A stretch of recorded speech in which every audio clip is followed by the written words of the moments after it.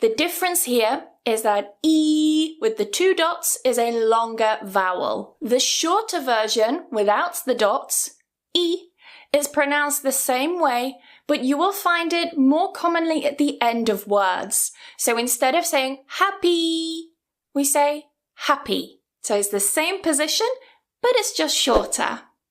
I. Sit. Sit.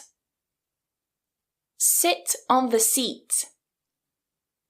Sit on the seat. Book.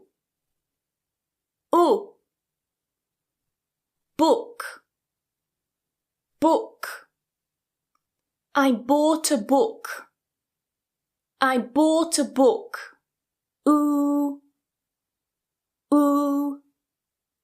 Food.